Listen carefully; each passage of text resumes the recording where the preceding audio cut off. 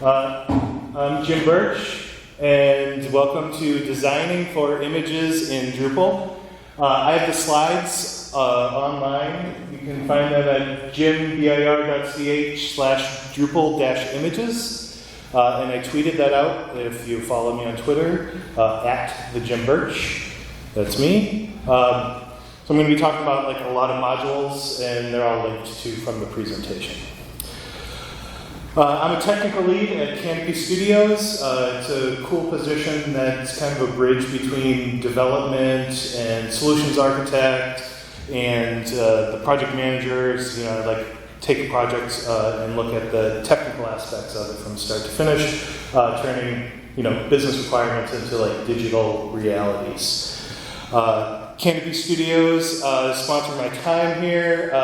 They're an open source website strategy, design, development, and support agency. We specialize in data-driven intelligence solutions and create open source websites that make an impact. So what are we talking about today? Drupal has a vast suite of tools for image processing and configurations at its base, just at the core Drupal. Community extends this and brings a bunch of power and adds a ton more functionality to it. Using these tools, developers can place the correctly sized images exactly where it needs to be, designed out exactly how the designer wants it. Designers can harness the power to create different derivative images of one original file for different displays across different screen sizes, social media sites, and even inside of Drupal, teasers, full displays, cards, and we can process them all differently. That makes it very easy for content editors to just upload one image and have it used in a ton of different places. We'll review how images are created, stored, displayed, and processed in Drupal 8. The building block of all of this is the Drupal core image field. This is what an image field settings look like. We can only allow certain extensions. So right out of the box, we do PNG, GIF, JPEG. We can add things to this field or take things away. You can change the file directory. In Drupal 8, things changed and we went with a date-based directory system. But you can change that to be anything you want. You can see the date is using a token. So you could use tokens from other things in there. Like the content type name that the field is on, or a hard-coded structure. You can restrict the image resolution. So you save server space. You can limit somebody from uploading a huge image, or vice versa, a small image. And then just the size itself. Down at the bottom, there is a very important field here that we enable the alt field. So images have alt text to them, and then we can require it. So nobody can upload an image to our website that isn't fully accessible. There is also the title field, which isn't used too much these days, but if you wanted a tooltip over the image, you could have a title field also. Once we have this image field created, we put the image field in a form for a content administrator to upload. There are a few different form widgets seen on the right here. The default out of the core is image, and then entity browser, image focal point, image widget crop. I'll get to a little bit later in this presentation. Those are provided by contributed modules. So we can control how the form is presented for this image to our content creators. Those field widgets we'll talk about are layers on top of that. So the first one is focal point. This is a really cool image where a really cool module that allows us to set the focus of an image. So if we're allowing a user to upload any image we want, and we're cropping it and doing lots of different things to it, we want to be able to set what the crop should be around. So this module allows us to do that in the interface, and then it provides us some display widgets like scale and crop around that focal point, or just crop around that focal point in the display of it. So it allows for like generalized control. This is not pixel perfectness for the content administrator. It's just kind of like a general guideline. So when we upload an image, we'll get this little widget. We set the alt text, and then on the image there's a little plus, and we basically put the focus on, and then we can see how the image is going to be cropped in our different images. So even though those images are vastly different aspect ratios, you know, my little Lego guy is right the center focus of that. I'll go through one more time.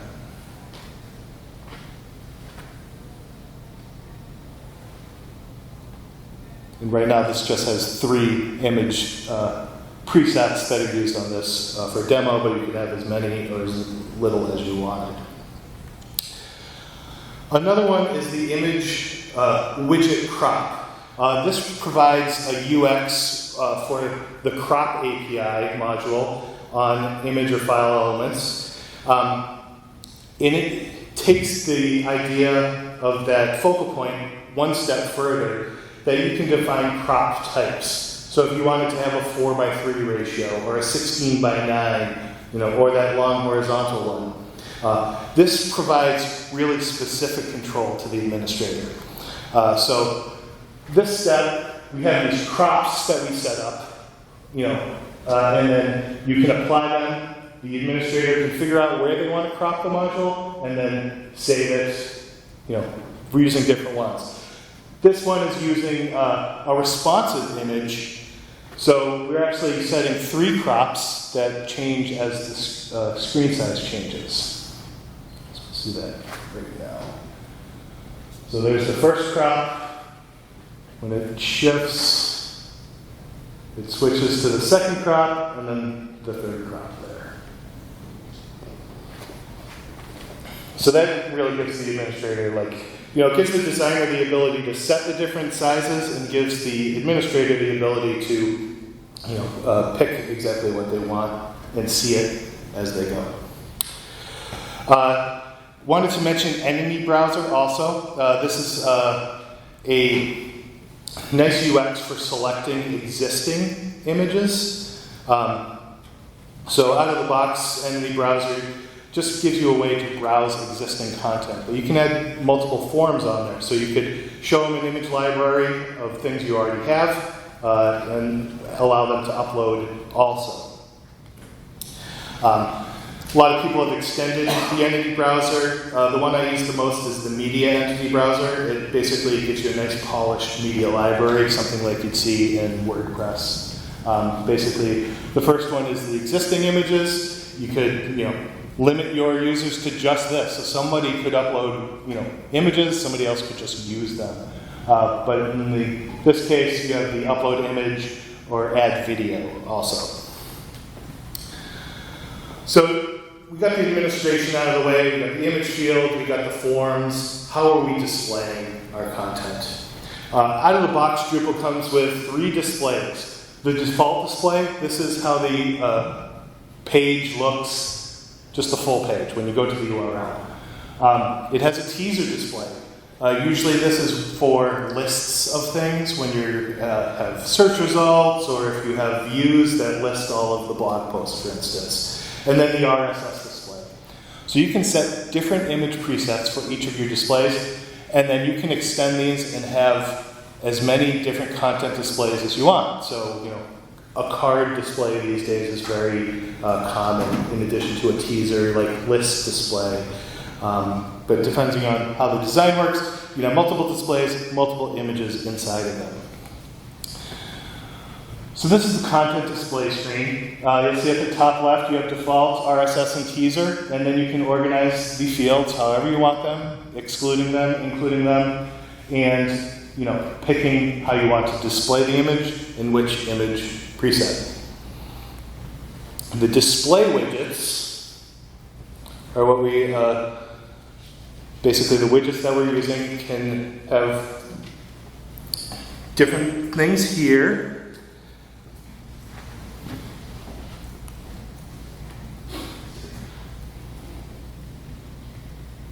Kind of said all that already. All of these displays are going to use different image styles.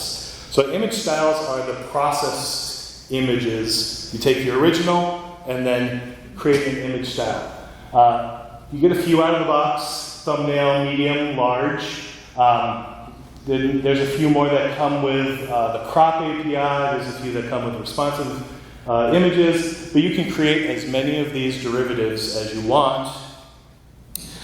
And then inside each image style, this is where the processing happens. So if you can see from this list, each image style has a name and then a list of effects. So this is a big list. After I've installed some contrib modules, we can scale and crop. So we can set a width and a crop, a width and a height to bring an image down to a specific size. We can just crop, so we can basically just fit it into that. The focal point with crop around it. There's a lot of other things in there to change and process the image. And we'll get to those in a little bit. Responsive images take those image styles and create a stack on top of it. So they're driven by breakpoints that are set in your theme, which basically says at 800 pixels wide, I want to do this. At 1,000 pixels wide, I want to do this. So you can target different designs based on screen size, whether it's a phone, tablet, or desktop. You can have a CSS media query for any of those breakpoints, and then you can use different image styles for each of those. So when you get into the responsive image style, here's your stack. It has a name, and then it has a breakpoint group. So I'm going to say, let's grab it from the theme. In this case, we're grabbing the Bartik one, but your own theme or a module can declare additional breakpoints. And then for each breakpoint, you can set an image style. So in this case, the 1 by wide has a min width of 851 pixels, and the 1 by narrow has a max width of 850 pixels. So I'm setting those two image styles that I want. And then at the bottom, it has a fallback. So if there's anything outside of those CSS rules, we're going to use the smallest, tiniest image we can. So this really helps with performance and SEO. We're going to load the right image at the right time for the right screen. Traditionally, this is used for just shrinking the image down, right? We're going to take the same image aspect ratio and we're just going to make it smaller. But for designers, this gives you the option that you could have a big image on the left if you had a large screen, or a different slim aspect ratio if you're on a phone. Like you're setting, it doesn't have to be exactly 1-to-1 coming down. You can choose whatever image style you want. If I only wanted black and white on my tablet, I could do that if I wanted to. This is the responsive image markup. If anybody cares, basically it outputs a picture tag. Inside the picture tag, we have our sources. And then at the bottom, it has a regular image tag if any browsers out there don't support the picture tag. So if you're doing IE8 things for government agencies, there is a safe fallback in it. Media entities is another wrapper around all of this. So a media entity, basically it's like a node. It has a URL. It can be searched. You can use views to query it. And it has an image field on it. And that image field can display a responsive image too. This is used in Drupal core to provide rich media experiences. So not only do I have an image, once I have a media entity that is an image, I can add additional fields to it. So I could have a caption field, or I can add taxonomy fields so I can group all my media entities together, filter them in a gallery or something like that. And then form looks like a regular node form. In this case, my image media entity has a name, has an image field and a caption. At the bottom, you can see it saves revisions, so I can come back to older revisions, and it has a path URL alias, just like the regular page. So that's kind of like the big stack of image entities. So we have the image field, and then we have the responsive image, and then we have the media entity. So you can just use image fields right off the bat. All of these things can be used on their own and then built upon. So with image processing, we'll get back into those image styles. Out of the box, Drupal ships with image processing library called GD2. Don't know what it stands for. But basically, there's just one setting, and that setting is the JPEG quality. So as derivatives are made, it's bringing the quality of the JPEG down to 75%. You might see some graininess in image. Some people adjust this. It's a fine library. 75% is fine. Sometimes we just set it at 100 and let the other processing do the work. You can also change this by installing the ImageMagick module. The ImageMagick library allows you to use ImageMagick or Graphicsmagick as the library. ImageMagick is a suite of image processing tools for servers and command lines that gives you a lot more processing power. So these are all the settings here. You have that basic image quality, but you have which formats you can add. You can add more like WebP. You can set some default settings like changing image resolution to 72 dpi. You can specify the color space or the sRGB profile. Basically like your advanced settings from Photoshop or your graphics tools. The Image Effects module is a suite of additional image effects that can be added to image styles. So this is where my list came from, like scale and crop to 2 dozen, 3 dozen effects. Most effects can use to be in both the GD and ImageMagick library. One exception is that there is an ImageMagick arguments preset where you can just go in and put your CLI, your command line arguments right in the image preset. So that's a pretty cool tool if you are super nerdy about your image processing. So here's the big list, and that's kind of hard to see. Aspect switching, auto orientation, so it can read the EXIF data and tell if an image is horizontal or vertical. Background, so if you're uploading transparent pings, you could change the background color of an image. You can adjust the brightness and the color and the contrast. Convolution, which is blurs and embosses. Gaussian blur, here's the ImageMagick arguments.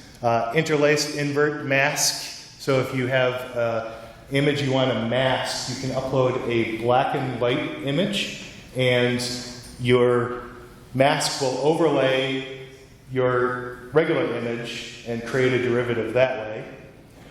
Mirror, so if you want to lay an image out by 2. Opacity, to change the opacity level. Resize percentage, scale and smart crop. Set canvas, so if you want to make the canvas of an image bigger, you can do that. That's a really cool one to do with watermark. So you set a canvas bigger, and then you can watermark another image over or under. Set transparency color, smart crop, sharpen, strip metadata. If you want to strip out the EXIF data, makes the image size a little bit smaller. Text overlay, which is also a really cool thing. We'll go to an image in a minute called Textimage, which lets you take node information and write it to an image. Really cool for like social media images. And then the watermark. And then each of these styles can be layered in the image each of these effects can be layered on the image styles, so you could do one or many or all of these together.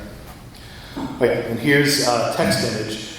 Textimage, as of last week, only uses the GD library. It doesn't use the ImageMagick library yet.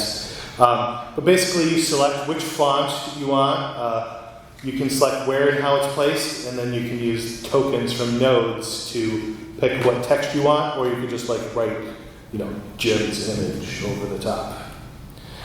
So here's what that image effect looks like. You have the font settings, the text settings, and layouts. You can even choose where it is, how to offset it. So if you were to use that image, you make the canvas bigger, you could write another text line at the bottom, have it not interfere with the image. So really powerful tool.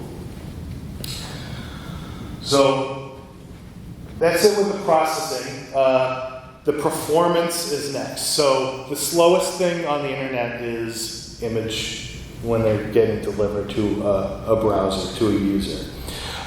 So image performance is very important. That global image quality, you want to get that as low as you can with it still retaining the quality of the image. Using responsive images to deliver the correctly sized image for the correct screen. And then some ImageMagick options, the strip meta that I mentioned.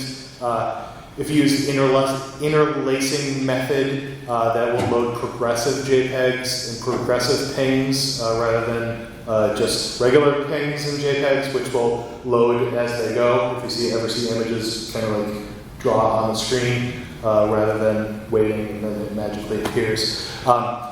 I have a blog post I wrote in Drupal 7 that tied into a Smashing Magazine article about ImageMagick arguments and how you got the most performant image while retaining the quality. So that's linked here.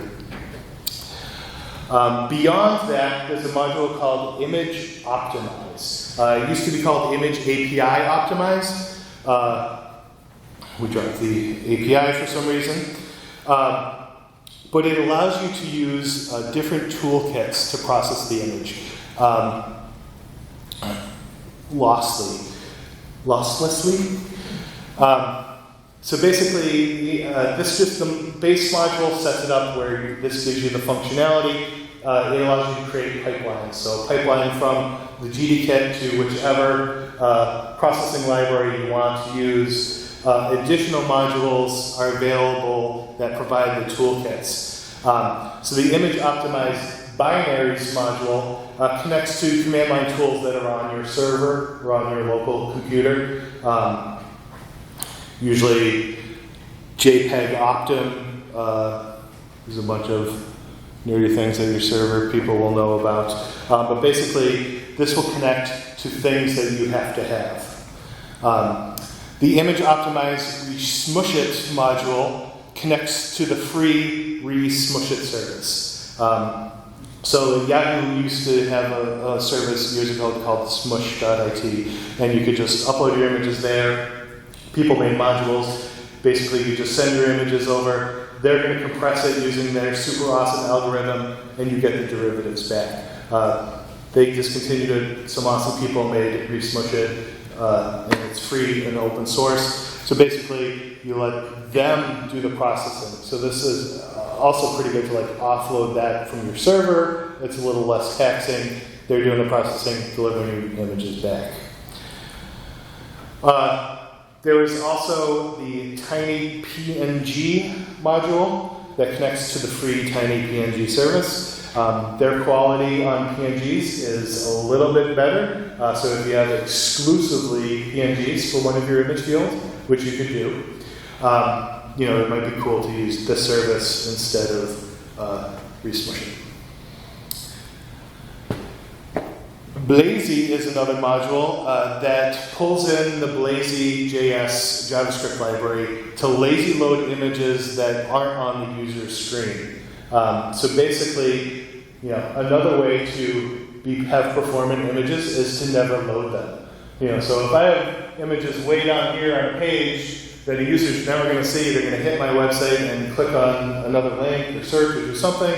We can save them the bandwidth, we can save us the bandwidth, and have a faster loading page if we just never even load that image at all. So this is a pretty simple module to set up. You can use it as a field formatter to display the images. You can add it to CK Editor, so if they click the button for the image, and you can also use it as a views style. So you've probably seen this before, but the little loading images, and you got to scroll pretty fast on websites to actually see it. And it allows you to set like how many pixels you can get to it. Like right out of the box, it's 100 pixels, I think, but you could increase or decrease that depending on your needs. Really cool module called Image Style Warmer. When you upload an image to Drupal, it keeps the original image and only creates derivative images if they're called. So, unlike WordPress, that when you upload an image, it creates all the thumbnails right out of the box, Drupal creates them the first time they're called. So if you're creating a blog post or something, that image derivative is going to be loaded the first time a user loads it. So that can be slow. And then it gets cached and everything is great. The image style warmer provides option to create certain image styles during upload or on cron, which is an automated process that happens whenever you set it up on your server. Every hour, 4 hours, 12 minutes, whatever you want. So this is what your administration screen looks like. On the left, this is what's created on the upload. Then on the right, this is what's created on cron runs on the queue.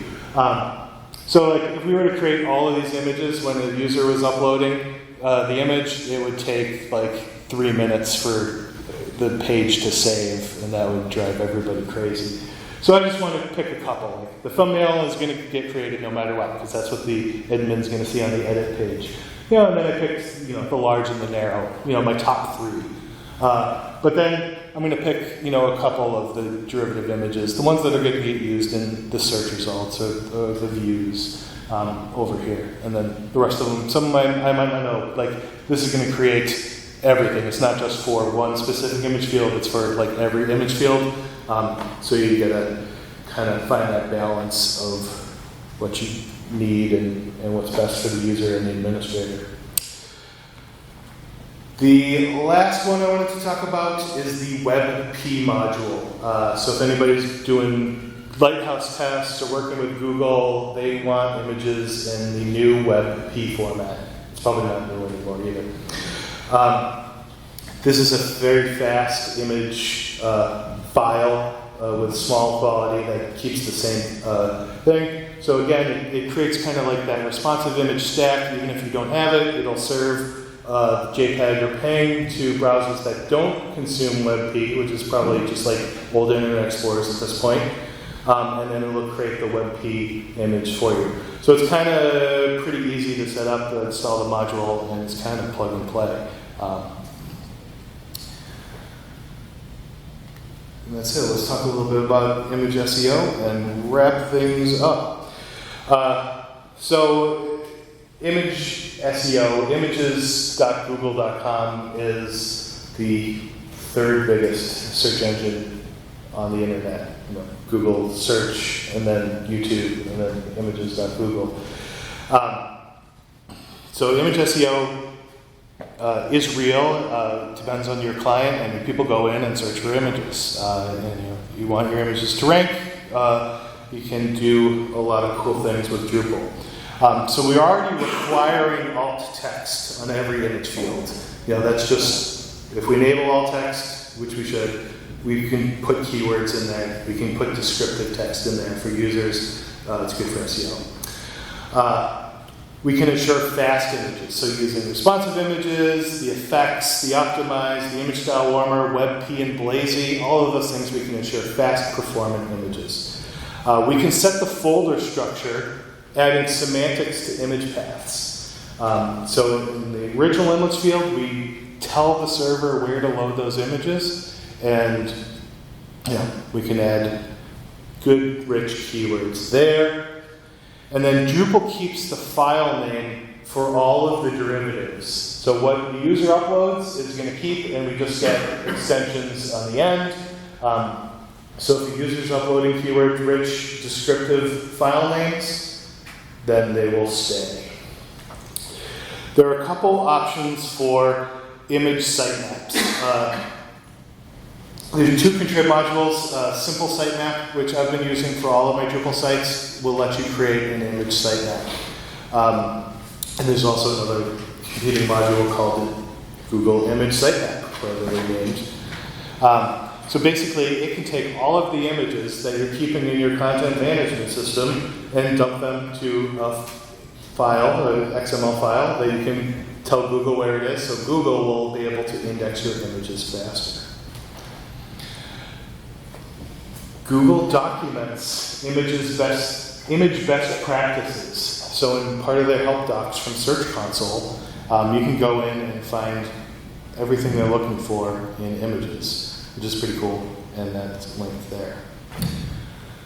The last thing I wanted to talk about was images in meta tags. So using the token module and the meta tag module, we can set specific image styles just for Open Graph and Twitter card meta tags. So this is what a token looks like. If you haven't seen it, but basically we have our node, our content type, and we have an image field, and then we're grabbing the media entity, and then we're grabbing the image from there, and then we're using the Facebook style, and then the URL of that image. You can also grab the width, the height, and the alt text, and we can set those all in meta tags and schema.org markup. Because we're using specific image styles, you can process them differently. So you can say, overlay this image with a, you'll never believe what happened, or your node title, or your site name. You know, you can really get really specific into designing images out of the box, for social media. And that's it. Thank you all for coming. I'm more than happy to answer any questions.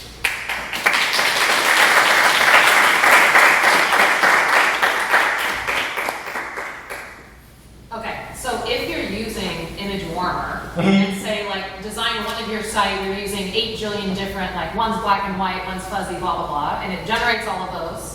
And then in a later iteration, you cut it down to just one or two. Is Drupal smart enough when you delete those image styles to also delete all of the versions of images it created there? No. Okay. But there is drush, which is a command line interface for Drupal, and you can do drush image flush. And if you just do drush image flush, it will give you a list of all your image styles. And you can choose which ones you want to delete, or you can drush image flush everything and start creating. Okay. Jim, can you talk a little bit about how you're finding these modules working with core media and the media library?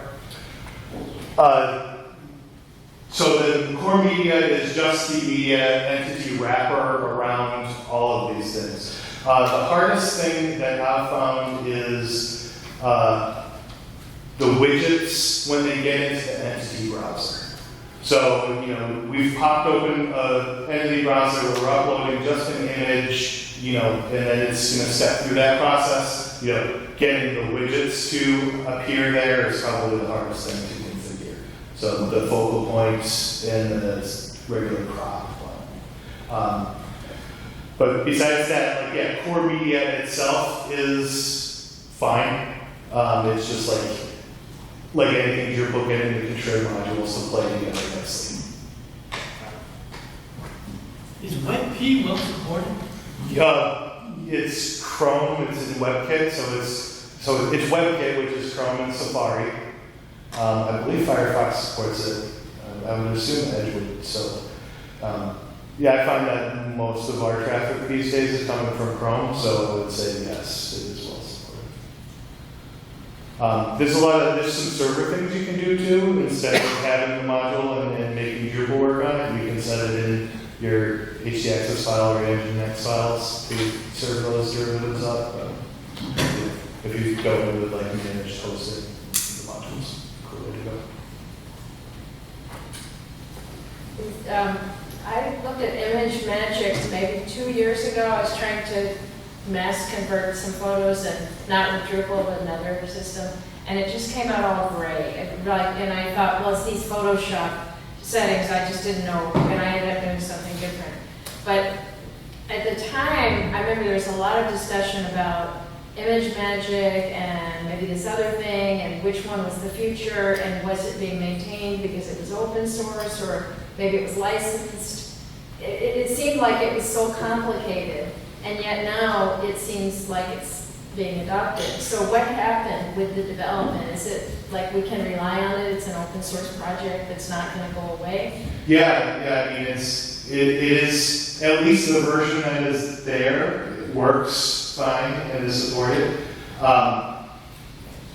Yeah, I don't know the drama of their open source world. I only know the Drupal I open must source. have just hit them at a bad time, but it was Yeah. like, which version do we use? And it was just so confusing. Yeah, so I mean, with ImageMagick, when you install the module, it installs, it looks for the convert library.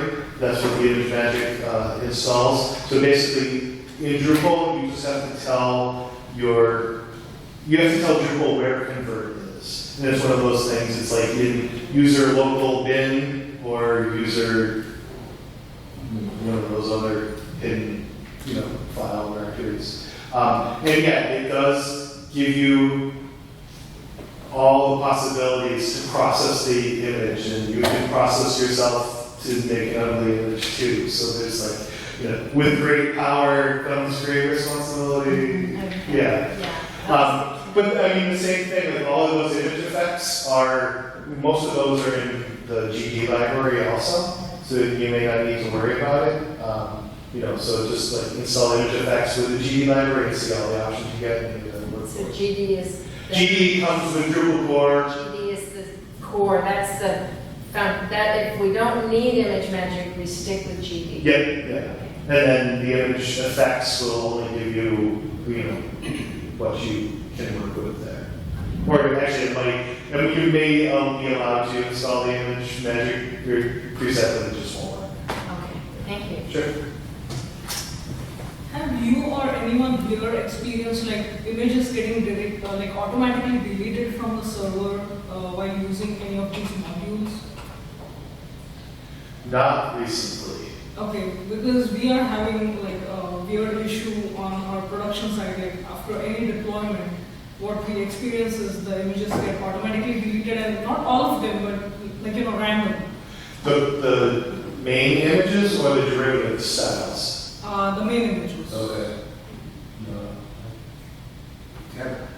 Are these images being uploaded, or they're being I just have to call by that one so much. Okay. The way Drupal works is like you go to upload an image, Yeah. and if the flag doesn't change on the image to say that it's not temporary, like it gets uploaded, like the form it's temporary. So when you hit save, it's supposed to change the flag to permanent. And there are bugs that I've seen many times where people are like, my image just got deleted 4 hours later. Yeah. So ours, they are in permanent state and they do get deleted. Yeah, I don't know about that. There are some bugs in Drupal core images. How about one I run into is that you can't ever delete files anymore from Drupal. So I thought they solved that problem with images not going away, but now you just can't delete images ever anymore. But that's the files of the media entity. So maybe, look at the issue too. That's all I can say. Anyone else? All right, thank you, everybody. Oh, and I have some stickers and some Lego gems if anybody wants any. There you go.